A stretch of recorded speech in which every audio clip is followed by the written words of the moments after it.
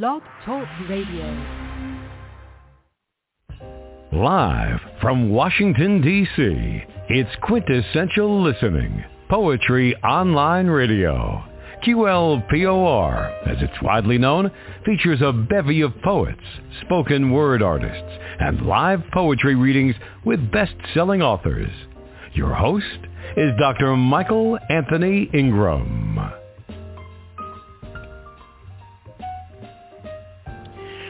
Good evening, everyone. I am Michael Anthony Ingram. It is National Poetry Month, and my very special guest tonight is poet and artist extraordinaire, Diane Wilbon Parks.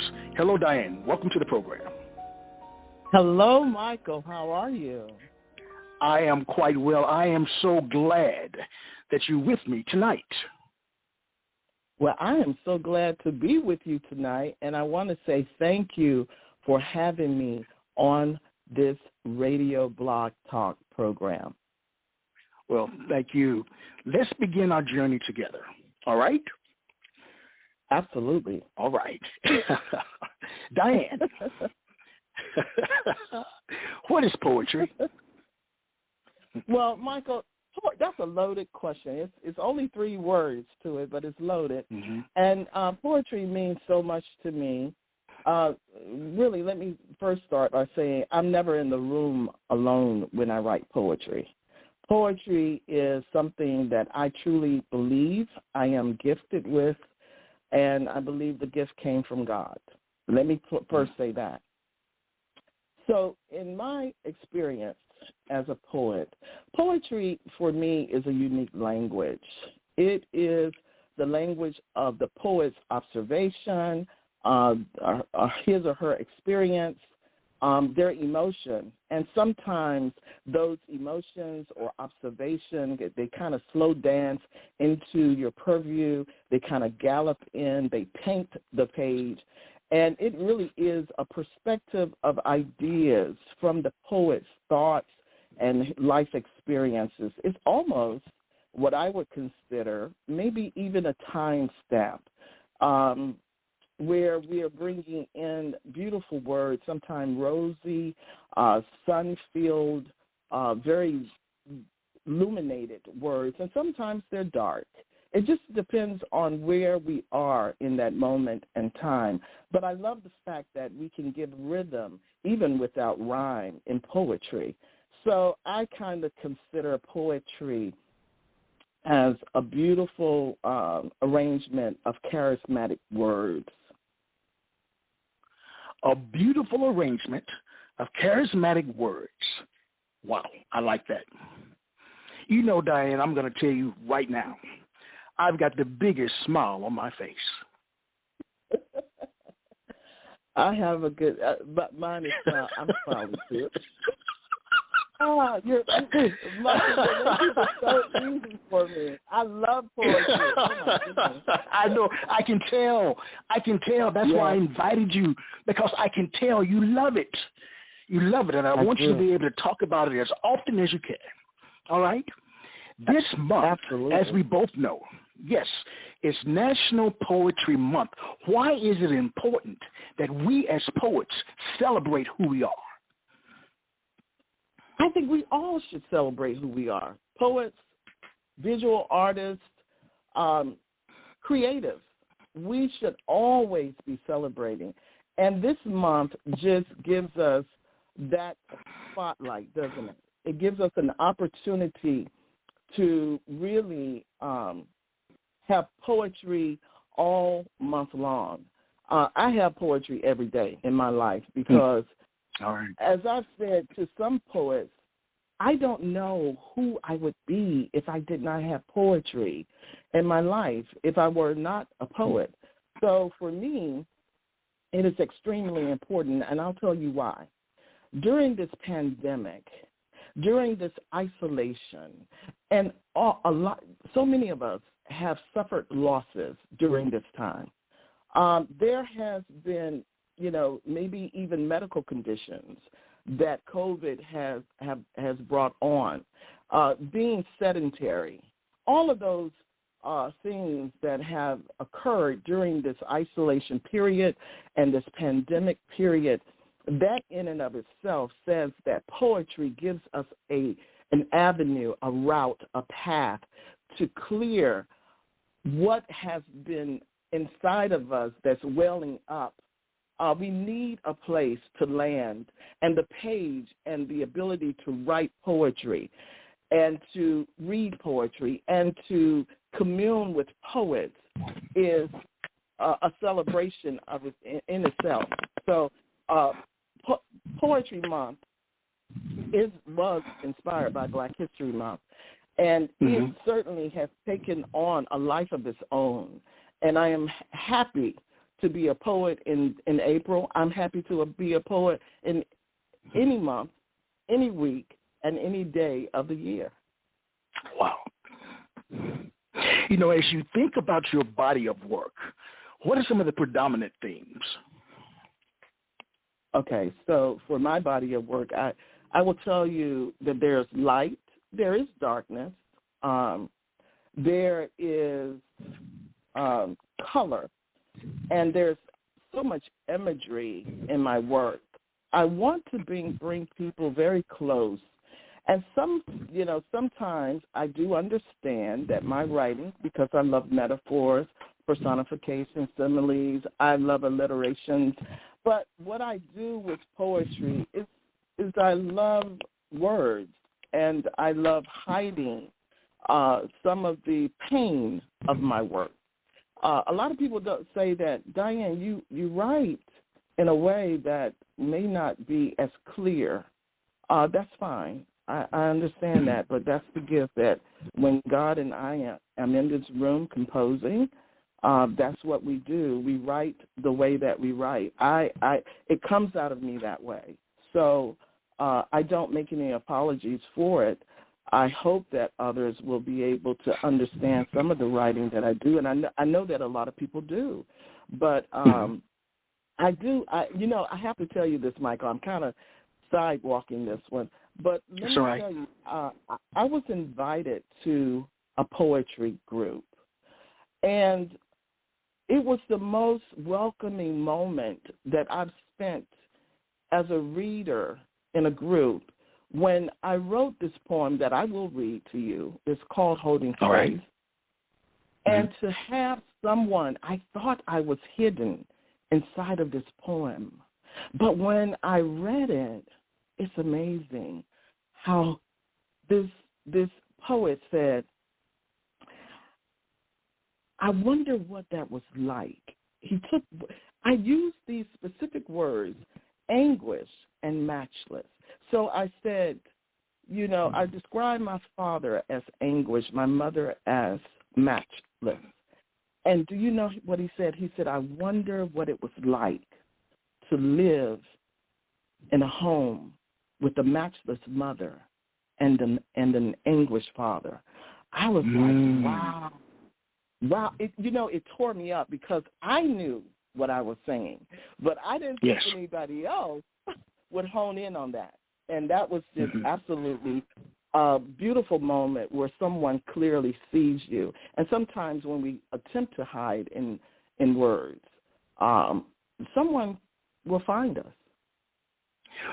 Well, would you be willing to share that poem now? Absolutely. You'd love to hear it, and I'd love to read it. And I think this is going to be the title of my next manuscript, and it's a very short poem, and it's entitled Holding Space. The sons and daughters who save us is a place of music. I was once a daughter. I came with a matchless mother and an anguished father. They loved me. I have lost their scent and the peace that I gathered from their arms. Death separates us. The roasted ache of pain lives inside the gardens of my chest, where I laid them down with moon and worry, rosemary and thyme leaven the bruises touching the night's flesh. And for a moment, I smell Georgia from the back door of my chest, stacked with melons, where seeds sprout from a veil of my mother's green thumbs. I have been holding space on a vine of deep breaths. It's so dark here. I need their light. Thank you. Mm. You know, I'm speechless because I, too, live with a matchless mother and an anguished father. So that really touched me. Wow. That really touched Thank me. you.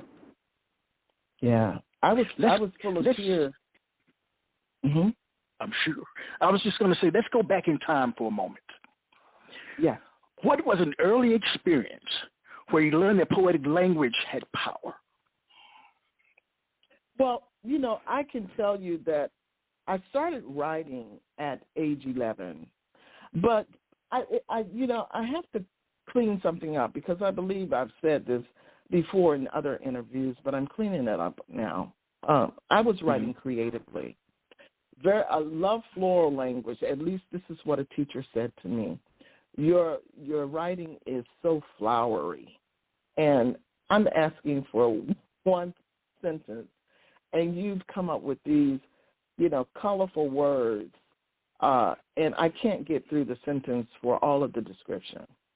And so when I started writing, and, there were so many rules. I don't like rules in writing because that's the place I'm going to freely express myself. So it wasn't until I was in the Air Force and I went to England, and I believe I seriously considered a poet at that point. When you're in isolation, alone, away from home and family, poetry really became a friend to me. It cleared a lot of heavy nights of crying and the loneliness that we find ourselves when you're in a foreign place. And that is really, when I go back in thought and time, I would say that it was in England. And let me tell you what happened from that experience. This is, as much as I poured myself, I shed so much of myself on the page in England.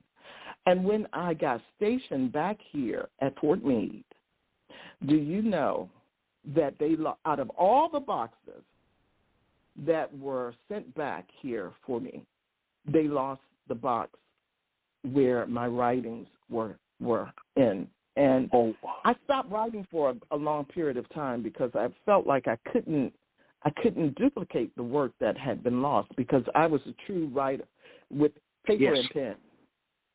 And so I just stopped writing for several years, and perhaps it was, I would say, close to 10 years, I just didn't write anymore until I picked it back up again. Yeah, so I was very heartbroken. It's like losing, I describe writing poetry as a birthing experience. Every poem is a baby.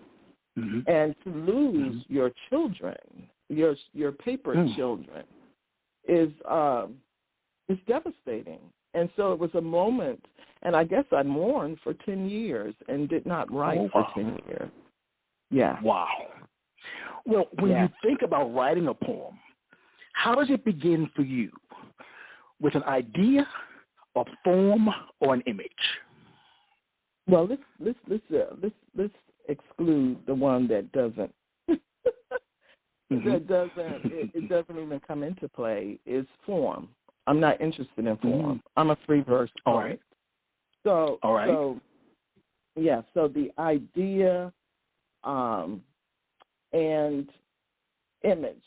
So for me, what I need is a quiet room with a window. The window gives me an opportunity to unleash all of these amazing flowing thoughts. And when I am in a closed space, I couldn't imagine just writing with walls and no windows. I have to have a window because that's a space for me to look out, right? So first and foremost, I also love images and imagery. So sometimes I love acrostic poetry. I look at things in the maybe natural landscapes, things that have patinaed or gotten old, rust. I like looking at even, let me just say, old bridges or steps in a landscape, rocks. Those things have the power to speak about what is happening and what has happened. And so I like to look at those objects, those things that have mastered time in some way or some fashion because they're still here. And I just look at them as if they are speaking to me. And so if I can look at something like that, a tree, all the beautiful colors of a butterfly's wing, anything like that evokes writing. It clearly is magical for me to even to hear sometimes music, but very rarely. It has to be a certain kind. But very rarely. I prefer the room to be absolutely quiet. And then I write, and it flows like water. It flows like water. Well, as we think of this flow, all great writers have great writing influences. Who are some of yours, and what makes them special or great in your eyes? Well, I'll tell you, and I don't want to sound cliche, but when we talk about influencers, I will say that my mother, she's not a writer, but she certainly influenced me. And some of the things that she said was amazing. But if we're talking about poets that I love and like, then I won't say that they influenced my writing one way or the other, but I do love to read the works of Rita Dove, certainly Gwendolyn Brooks. I love the work of Franz Wright and Sonia Sanchez. I even like, some of the poets today, like Tracy K. Smith, Louise Gluck, and to include, so many others. I mean, so many people that I've heard and read, and I have books from so many poets. And I want to always, let me just say this, acknowledge the State Poet Laureate, Grace Cavalieri. I do love her work as well. Very nice. Please share a poem. Yeah. Okay, so let me just, since I went all the way back to where I stopped writing, this is way back when, in 2000, I wrote Refuge, and it's a self-published book. And this is a poem with some rhythm to it. It's not that long, and it's called Skirt. Girl, I wore that skirt out. The way it stretched across my hips, laid over my thighs, and swung to the cadence of my feet. I knew he was looking, she was looking. They were looking at the rhythm, the movement, the flow, the grooving on a Sunday afternoon. How it caressed my body, claiming wrinkles and lines and pleats and folds while smoothing them out. My skirt made moves that were unexplainable, kissing every corner, hugging every step, taking deep breaths while I waited to exhale, body erect, attitude swollen, skirt in motion. I thought to myself, you are something else, somebody, and every woman's envy. Big hips, neatly curved, shadowed images, so fashionable. The shake, the bounce, the grind, the dip, the swing that swung, the bold introduction. He was looking, she was looking. They were looking at the rhythm, the movement, the flow of my sculptured body wrapped in a hand-me-down skirt. Thank you. Oh, I like that. I like that. Right. Yeah. A hand-me-down skirt. There you are. That's right. After all of that, it's just a hand-me-down skirt. You know, this is, in addition to being a blog talk show, is also a call-in show. And there are a number of people already here to talk to you, to ask you questions. So let's begin this part of the program, if I may. You ready? Wonderful. Yes. All right. Area code 301. The first three numbers are 627. You're on the air. Hello. Good evening. Well, maybe this particular person is just here to listen. All right. We'll try another number here. Area code 703. The first three numbers are 354. You're on the air. I have a question for Diane. Hello. Well, I guess they're just listening to Diane. That's wonderful. I'm glad they're here. Wonderful. Yes. Great. Let's try this one. Area code 240. The first three numbers are 353. You're on the air with Diane. Hello. Oh, I was hoping to be the first number. That is the queen. Both of you know my voice. Yes. Yes. Oh, man, I've been having such a wonderful time with you all. It is so hard not to just break in. When Queen Lady Di did my favorite poem of hers, Skirt. I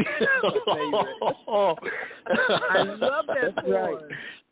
And I'd like for her to do it in person so people can get a little bit of what it really is. All right. So how's beautiful lady? Y'all are doing great. Do you have a question for Diane? A question for Diane. Diane and I just don't know what I want to ask. I never thought I would ask her a question. Mm-hmm. What is it that I don't know? What don't you know? Diane, have you written a poem for Cooper? You know what? I have never written a poem for Cooper. But you know what? Maybe I should. Yeah, maybe I should write a.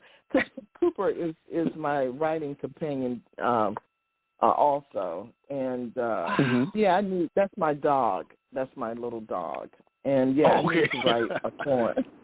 Yeah, that's my dog. Obedient. He only barks when you tell him to. That's amazing. That's a good dog. That's a good dog. He only barks when he's at it. That's when he's sleeping. That's right. And I'm telling the truth. All right. All right. Thank you, beautiful lady. We're going to take some other callers here. That's my question. But thank you so much. All right. I'm glad you called in. Makes me so happy. I'm just happy. All right. Thank you. You're always like that. That's true. I am. All right. All right. Area code 757-672. You're on the air with Diane. Hello. Yes. Hi, Diane. This is Irma. How are you? Hello, Irma. How are you? Well, my girl. You doing well? Yes, I'm doing well. And first of all, I want to say that I am really enjoying the show. And that skirt poem that you read was very visual. It reminded me of Maya Angelou. So my question to you is, what made you write that poem? You were talking about certain things and images. Tell me about that poem. Just the poem Holding Space. Yeah, no, Holding the skirt Space poem. The first poem. No, the skirt poem. The one about the skirt. The one about the skirt. Yes, ma'am. Skirt. Mm-hmm. Yeah, the skirt used to be about me. I think you remember me back in the day, Irma. And so that poem was, Look, you said enough. You said enough.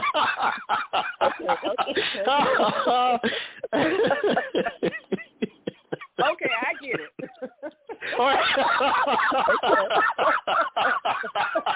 Well, thank you, Irma. Thank you. Thank you for calling in. Thank you. All right. All right. Okay. All right, let's try one more. Let's try one more, and then we'll take a brief break, all right? Okay. Area code 410-433. You're on the air with Diane. Good evening. Hello. 410-313. You're on the air. You're just here to listen. All right. All right, then. Let's try one thing. Hello, 410. Are you there? 313. They're just listening, Diane. Let's try one more, and we'll take a brief break. 240-505. You're on the air with Diane. Hello, Diane. It's Patrice. Hi, Patrice. How are you? Oh, I'm fine. I'm just enjoying the laughter. I just said, how can people be so happy? But I see I know. I was just trying to construct my question because, as usual, my questions come in swirls and they get embedded in thoughts. And I was thinking about something you said when you first started, and I've heard you say this before, about your teacher making the comment that your writing was so flowery. And so there's so much imagery, and that's what I usually comment on when I make a comment on your poems, when we're on open mic. Right. And those words, I always feel, so this part is a comment, and then I'll get to the question. I always feel like your poems draw people in. I felt like, how something, so like there's some kind of magnetic pull drawing you in, and you take your listeners into, or readers, whichever, into a deep place. And I find myself, I felt like your teacher. That's what I was going to say. I kind of related in a small way, because she said, I only asked for this. And you went on and on and on and on. So that's how I kind of feel like I'm trying to get the meaning, but you just keep drawing me further and further into your mind, I guess. And then you talked about having to have that window. So what draws you to the window? And I was imagining that you go there for the visual images, but you don't always see out the window what you write about. But what about the window draws you there? I heard you say it's like freedom, a free space for you. Well, the most important thing about having a window, it is all of the things that you will find in my writing, and sometimes not. I talk about the sky, and I talk about air and the sun and the night and the trees and the birds. So everything. So I don't necessarily have to look at those things, but let me just say this. My mind is so saturated with so much stuff in it that I have to have a space that's clear, but I also have to be able to look out the window where I can catch my breath. There's something that happens to a poet. I don't know to all poets, but there are little heartbeats when you know that you have something that's very unique, something that's very wonderful about a line that you've composed. And there's something that, some kind of fluttering that occurs when that happens. So for me, there's so much going on the inside of me. I need to be able to look out to catch my breath and to be able to say, okay, I'm here now. I'm not just floating in these absolutely beautiful thoughts, and I'm always taking people somewhere. I think for you, Patrice, you would have to see the poems on page because we talked about this before. So my poetry, there is significant points there is significant truth and bleeding in the poem. But you have to sometimes be able to see it on page rather than hear it, because I do use a lot of imagery in my work. They're not so flowery at that time then, but they are saying something and they are going somewhere. You just got to be able to look at them on the page. There's a lot of deep meaning. Right. I do know that there's a lot of deep meaning in your poetry, and I am very visual. So when I can't see something, I'm busily trying to construct a visual in my head. But when someone is reading their poetry, sometimes that's hard to do because they're moving on to another thought or to a deeper thought, and you're still. I get stuck. I get stuck. But I find that I'm drawn to the same. I get the same or similar feeling driving, and that's how when I'm driving, a lot of those kind of thoughts come to me, kind of extraneous thoughts about things in the, outside or in my world. I hope that I helped you by answering that, Patrice. Yeah, I was when I heard you say the window, I just kind of had that question came up in my mind. Yep, that helps. All right. Thank you so much for calling in. Thank you so much, Patrice. I really appreciate it. All right. Let's take a brief break and we'll be right back.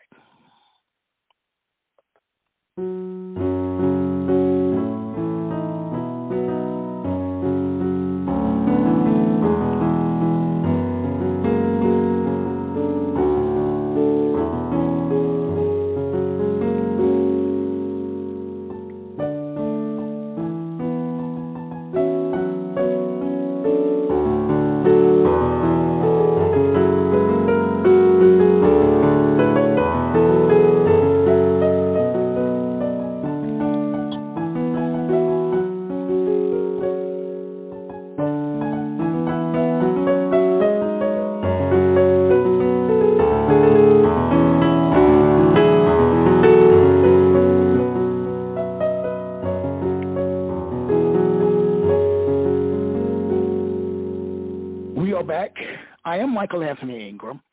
I'm here with the magnificent Diane Wilbon Parks. Diane, please share a poem.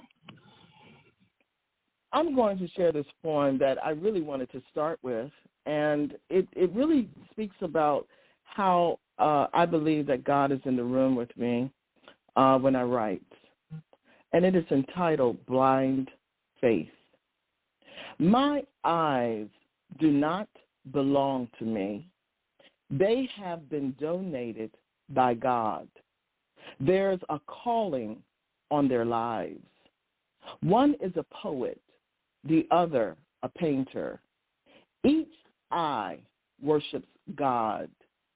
Each eye praises the other. Both have tiny souls that chapel a mustard seed. Inside the mustard seed, one blind eye of faith. Thank you.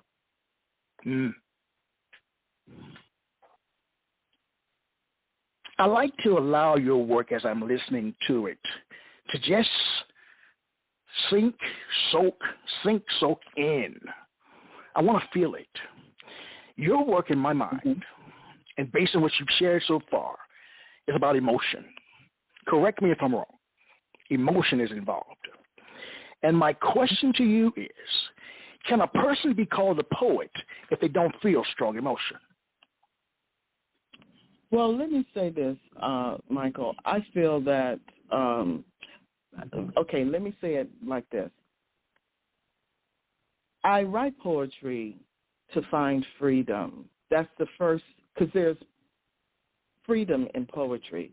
So if I say that someone is not a poet because they don't have strong emotion, I am putting a square box around that person. I can only tell you what it means to me. I can say that poetry for me is whether you're celebrating something or you have suffered a loss, whether you are in a space to write, because sometimes when you have experienced great pain or discomfort or even elation, it is very difficult to capture those feelings into words. And then for some, that's the moment to capture, right? So I think to say that someone is or is not because of this is not fair, because I would not be that person to put a rope around something or put them in a box. I think that people, they operate from where they are. For me, it is feelings. For the most part, I am coming from a place of experience, of observation, of emotion, of exposure and understanding, and trying to tell a story from and sometimes just as an observer looking, like bird watching, looking at a circumstance or a situation. But I dare not be the one to say that you have to have strong emotion. I believe that you have to feel something. It doesn't have to be strong. It could be lukewarm. Well, let me ask you this. Is a poem letting your guard down or building a wall? Well, I like to say that you can do both. Tell me more. Why can't you do Talk both? to me. Well, I think you can do both. I mean, letting your guard down, I think it's about releasing, and that's the freedom that I'm referring to in poetry. There may be something that you need to say, and you can't say it otherwise. So the freedom of letting your guard down to be exposed and be okay with that exposure. But I also believe that people can use this as a tool to, build a wall around or up, just to not let others come in. And there are very strategic ways to do that too. But I think that you can do both. I don't think that there's, and that's why I love poetry. I don't think that there are any necessary. I mean, unless you want to be, in the world of academia, I am a free verse poet, and I just love the idea of being a center line, because most of my poetry I write in the center of the line or the page. So I consider myself a centerline poet, and I don't necessarily have stanzas all the time, but I know where the breaks are in my poetry.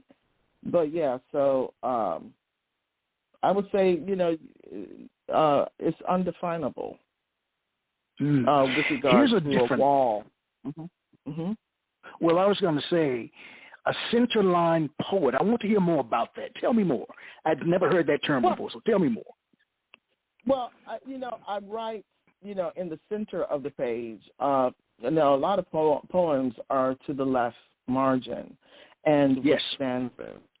Well, I like to shape my poems sometimes, so I do that in the center. And sometimes I have a poem that looks like a scarf on the page. It just flows very, almost like an S. It's a beautiful representation of words. It looks like art. So, as an artist, I'm going to do things a little bit different as a visual artist. I look at the words. I like the way they line up in the center. And I don't necessarily have to have stanzas. So, again, I do not follow the norm because poetry gives me the freedom to be whoever I want to be, write it the way that I want to write it. And that's what I love about poetry. I have a poem, and I don't have that one queued up for tonight, but I have a poem, and it's entitled The Page and I. And that poem is very sacred to me because it talks about how we release and just kind of fall on the page. And I don't want any rules about how I fall on the page. So, I don't necessarily follow the trend of form. It doesn't allow me to be free. I think that's a perfect segue into art. You're not only a poet, as I said earlier, you're an artist extraordinaire. And having witnessed your work, it's beautiful. What is the connection between your art and your poetry? Talk about that for me. Well, I definitely want to read one of these poems that will show you the art in the poem because of the color in the poem. But my poetry is sometimes has so much imagery. It feels like art to me because I use so many colors in my poem. And the way they look artistically on the page, it looks like art. And then I say it's layered and it's a little complex. Like Patrice was saying, you have to, there are layers to the poetry, and it doesn't sit on the surface. You definitely have to navigate down. But I would say that the art does that in many ways too. If you look at some of the art, there are very intricate, very minute little circles and squares and lines. And I love eyes. If you notice in my work, I use a lot of eyes because there's so much as an observer that we see and sometimes don't say. And I want to put these big eyes, these eyes that are falling outside of the face, these eyes that are lopsided on the face.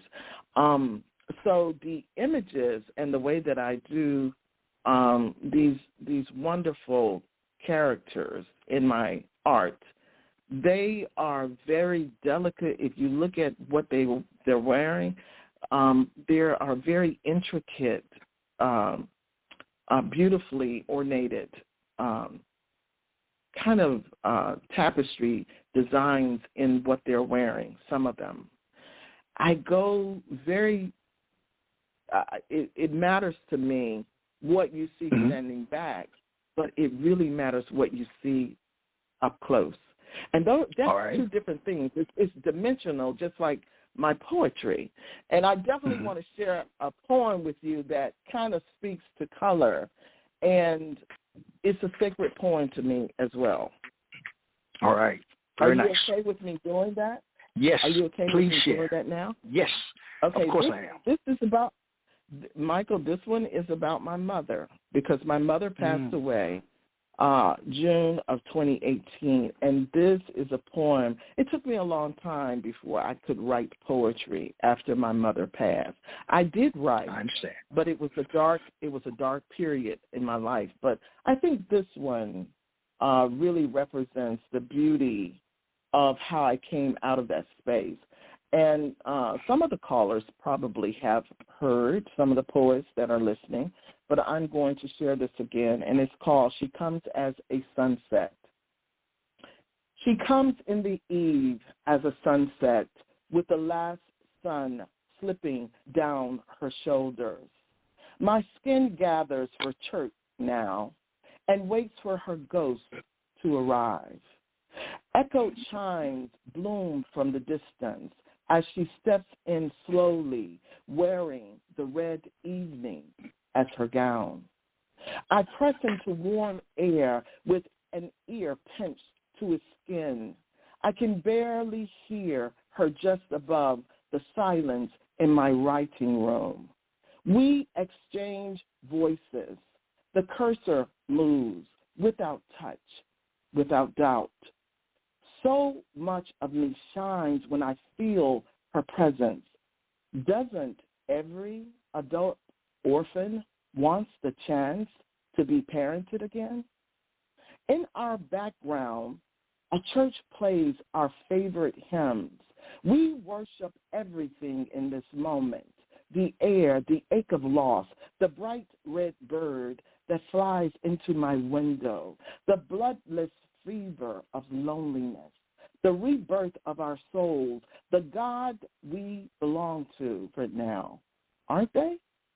This small climb, holy of smells, holy of home, slowly droops above an isolated wind that waits and comes back stronger and more spiritual than before. Even now, I feel a Holy Ghost dance excitedly moving in me like an 8-year-old.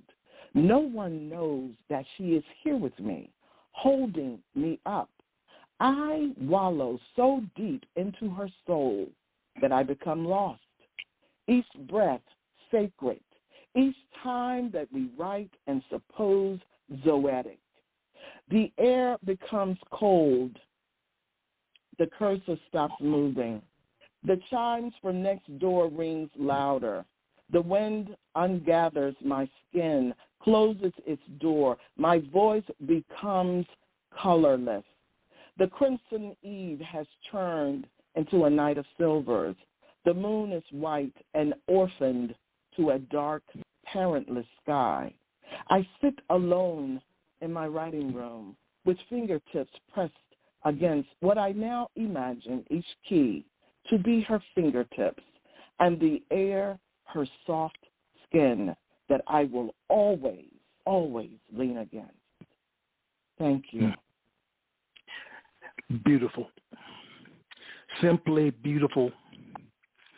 And this next question was written specifically for you, Diane. Uh-oh. Do poems change color in certain lights?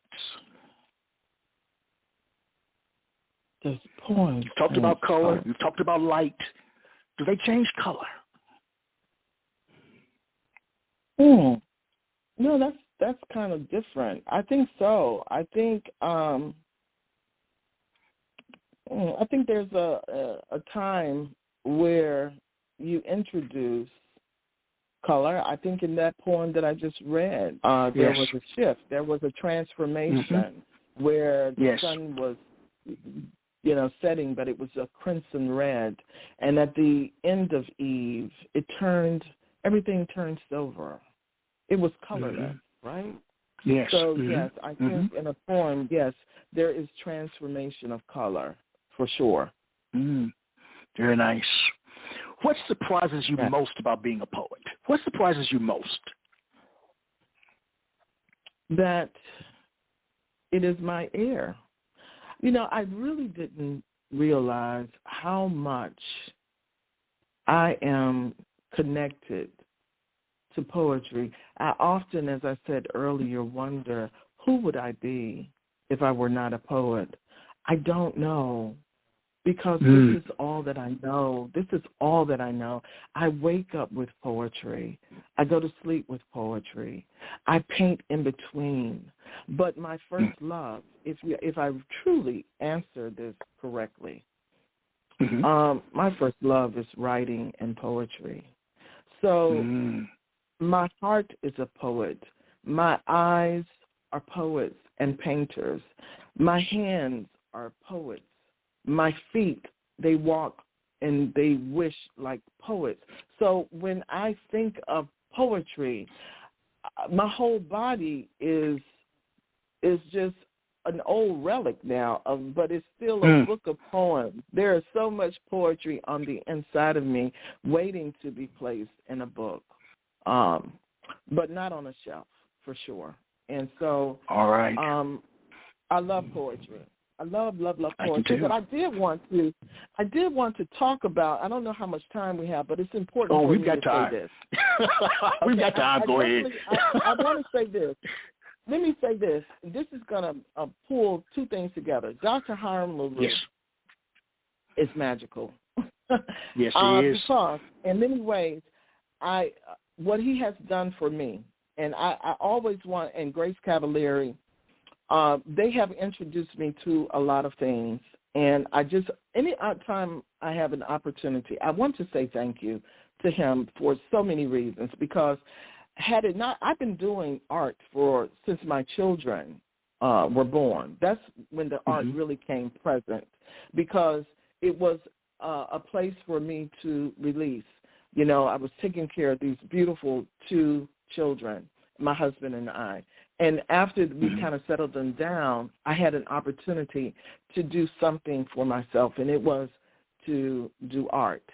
Now, I had a lot of artwork, but they never saw the light of day until the Poetry Poster Project. And I recall that we were going to be exhibited and have a display in the Metro Building 3 in Hyattsville. And I think Alpha Lewis is the director at that point. I may have her position incorrectly, but she wanted to see artwork with the poems, beside the poems. And the poems were artwork themselves. They were beautiful, the way that Dr. LaRue put them together. Just beautiful. And he had them done. And so he asked if I had enough artwork because he knew that I did art. And I said, yes. Well, I know that he may be listening. I really didn't have them framed. But by golly, I had an opportunity, and I said, I am going to frame every last one of them. And so that's where it began. And he has, we were also, the Poetry Poster Project was also at the Huntington Center.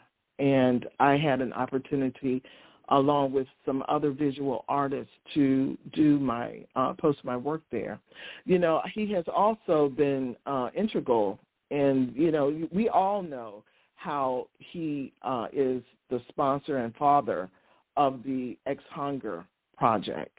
And the logo, the empty bowl, that artwork was done for that purpose, for him to use as often because as far as I'm concerned, Hiram deserves that and more for all that he has done for me. And Grace Cavalieri. Yeah, so I want to, to say that because I do appreciate him. And in saying that, I appreciate all of the members of the Voices of Woodlawn. And that would be my next poem, because I do want to tell you that the Right Blend is also a poetry circle, which I have I founded, and we have been on your show. I remember that. It's one of the highlights. Yes, I remember. Yes, 2 years ago. And but if you're ready, whenever you're ready, if you have a question, I have a poem.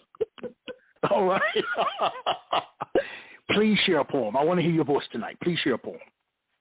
Okay, so this was, I was telling you that Dr. LaRue, he had an opportunity. He invited myself, Lady Di, who we know has that beautiful velvet voice and the love poet, and Patrick Washington, who is an amazing, oh my God, he's such an amazing poet, and Cliff Bernier. So this ensemble is now what we consider the Voices of Woodlawn.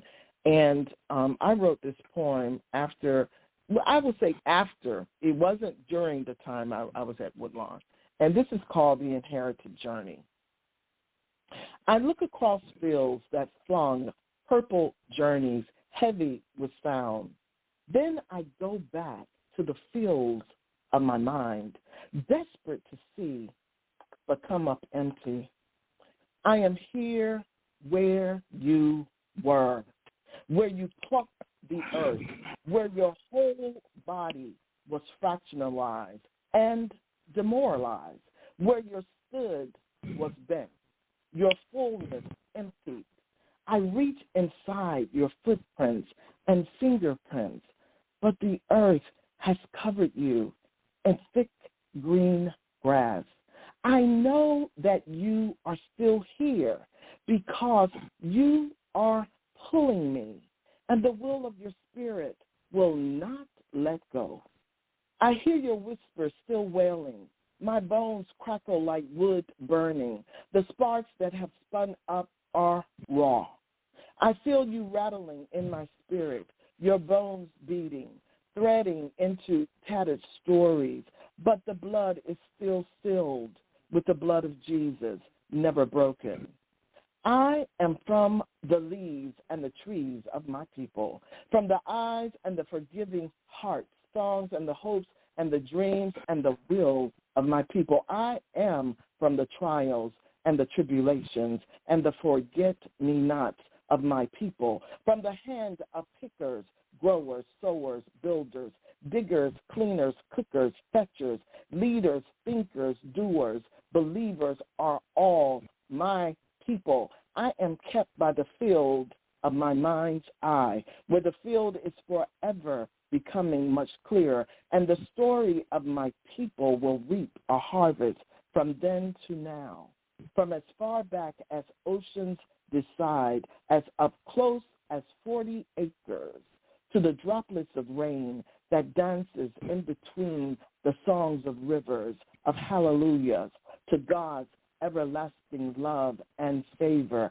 I am the footprint, the voice of the whispers of long ago, that spirits the will to fill the hollowed out stories of my people.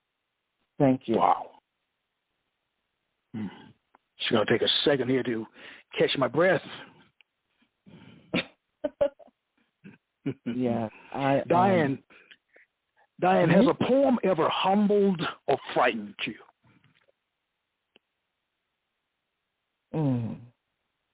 No, I'm in love with poems and poetry. I have walked All away. Right. Now, we have not agreed on some things. Yes. Yes. Yes. Yes. Yes. I have walked away because the intensity of the emotion, and sometimes I can't give it what it needs. I can't nurture it in that moment. It may require something different. So I have to come back. I always say this I say this to Lady Di, I say this to Hiram, and I say this to Bernardo and Brenda and all of the poets that I talk to on a regular basis. I always say, do you come back the same? I think that there's an evolutionary process that happens when you leave the keyboard and you come back, or the page. And when you come back, at least when I come back differently. And I always say, who's that poet that was here that wrote that? And so I know that I'm not alone in the room. I told you that before. Yes, and you should.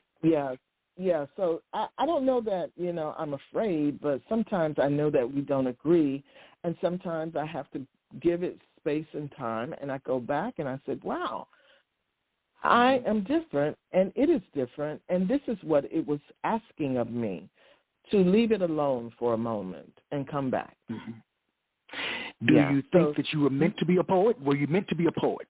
Were you meant to be a poet? Of course I was. Of course. I will not say anything differently. Of course. There is no other answer. Give me one reason why. One reason why you feel that you were meant to be a poet. One good reason. Michael, I have given you several this evening. I've given you several. And look, if that's not good enough, let me pull out my extraction poem. Do you want to hear my extraction poem? Of course I do. Well, of course I do. Well, here's the reason, okay? So this poem was published on the Art for Us Countercurrent online website, and it was entered into a contest but received an honorable mention. And so let me tell you where this comes from. You know I love the color blue because, of course, the wisdom of blue apple. But guess what I found? I found a city that was blue. It's the city of Morocco. It's the Szechuan city, but it's in Morocco, and it's the blue city. You have to. Wow. So, I'll Google it tonight. Yeah. Yeah, definitely do that. So. I was looking at this blue city and all of these. Then I started looking at these different color blue doors, and I said, "Wow! Look at some of them are splintered, some of them are this, some of them are that." But anyway, I was entering this contest as a visual poem, so I, drew this door. Anyway, the door is not all that cool. It looks okay, but it's that blue that I was going for. So anyway, the name of this poem. The name of this poem is Your Face. At times, it's a beautiful door, stern and unwilling. I imagine your lines are the markings of your living that separates each lover's war. Your lips, an altar of whispered flames. Great men have stood before them and burned. There is great distance between the eyes of your past and the eyes of now. The gold that ambers through your iris whispers guilt and shame and dance like birds do. Just underneath the moon of your cheeks, a consecrated land still grows. Above the seam of your cheek, a bone rises in deformity. Fruit peels, the soil recalls the year of the trespassers, the ones who wandered in by mistake. Your face, once a beautiful door, now blurred with an antithesis of lines, no longer distinguishable, only the altar that confesses your soul. Thank you. Wow. Yes. So that is, like I said, that's another reason why I say that I'm a poet. So, yes. Well, the name of that city is Chef Chowan. Chef Chowan, something like that. Yes, I'm looking at it now. It's a beautiful blue city. It's blue. Yes, it is blue. pretty. It's beautiful. It's beautiful. It's beautiful. Absolutely. You know, I love it. I love it. We're running out of time, and there's just so much more I want to ask. But I've got to ask you, though, about the wisdom of blue apples. Tell me all about it. The Wisdom of Blue Apples, this book is really about the little wisdom nuggets that I leave in the books throughout the book. It's very different because there are poems and there are little wisdom nuggets that I leave throughout the book that explains different sections of the book. This book is really about, how they say an apple doesn't fall far from the tree. Well, the apple on the tree, it's bluest if you just allow it to stay and to connect to its root. Again, blue is spiritual. And for me, if you're connected to the root and if you're doing what you're supposed to do, like this poetry and like the show that you're producing for poets to get acknowledgement and to be able to talk about their work, that is when you're bluest. You are operating in the gifts that you have been given. And so the wisdom of knowing that the blue apples are indicative of all of the fruit that comes off of the tree. It belongs to the root. And even in barren spaces, as I look at the front of my book, you see a light. And the light is really about the fruit and how it produces into the light and under the light. But it also talks about being connected to what you know is your gift, and how deep you go into that gift is how you extend the branches of it, how you touch someone and touch others with the gifts that you've been given. So if you had to convince a friend or colleague to purchase The Wisdom of the Blue Apples, what would you say? It's on, this book has been on Amazon, and I think it has so much in this book. It surely has wisdom, but this is a book of, there's some love poems in the book, there's some fun poems in the book, and there's some seriousness to the book. So, yeah. All right, very nice.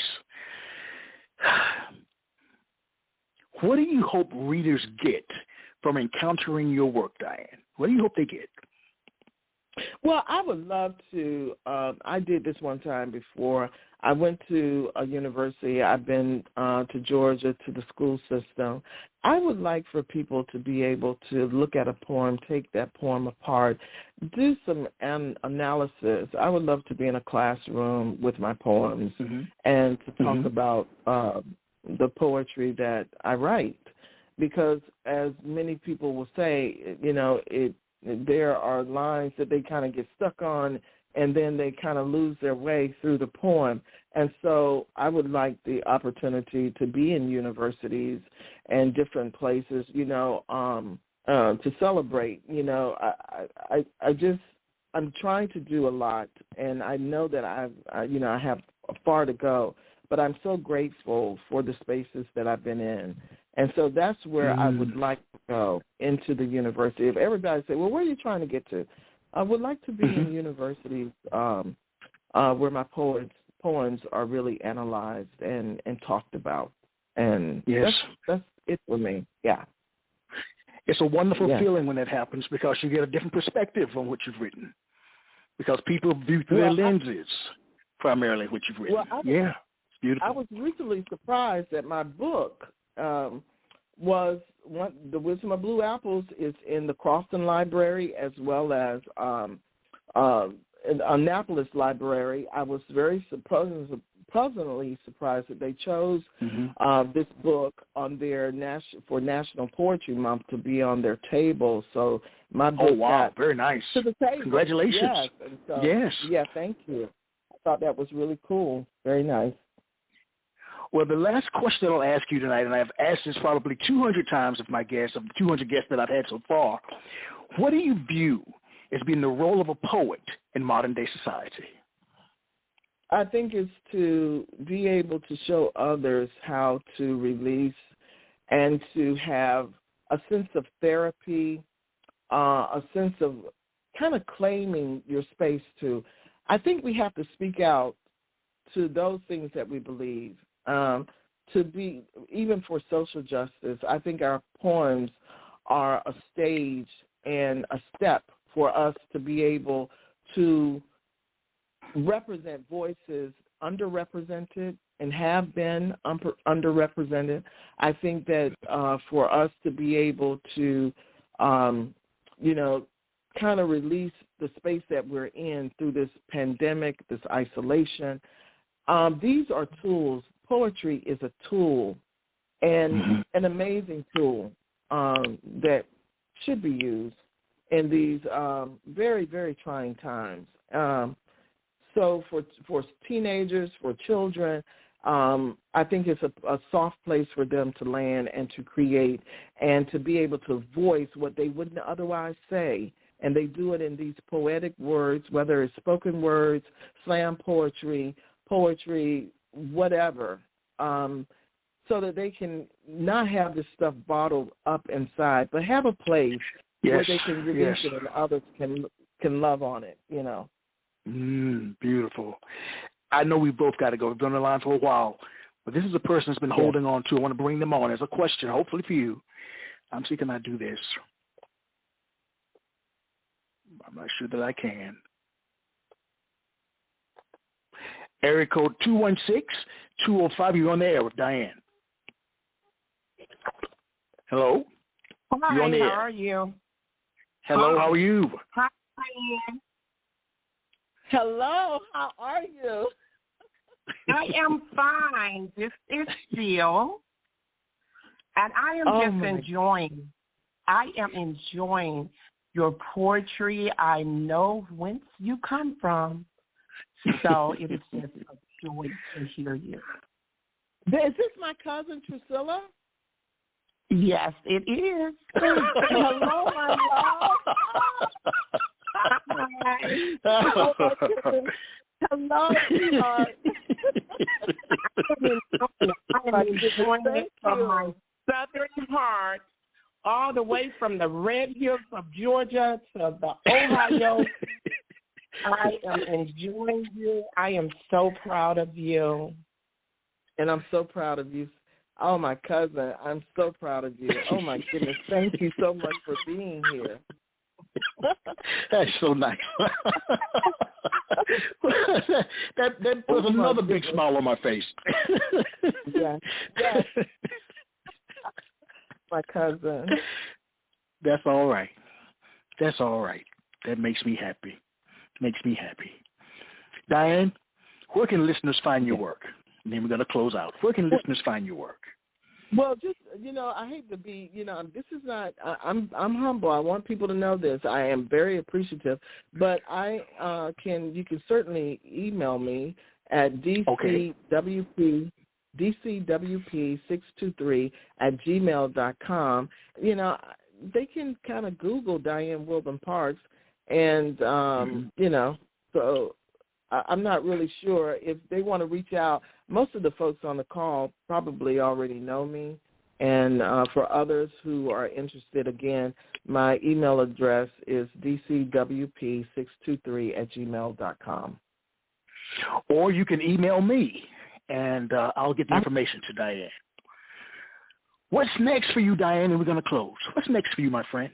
What's next for you? Oh, I want to write more and more and more books. I need to write a boatload of books. I have manuscripts that I'm ready to send out the door. So I want to get published. That is what's up for me right now.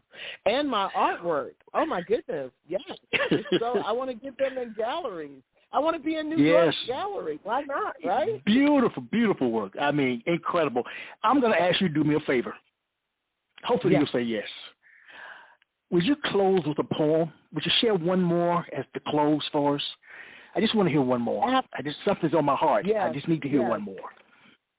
Oh my goodness! You know what? I got the closing poem for you. You're going to be surprised, but it's one that I have been waiting to tell you about.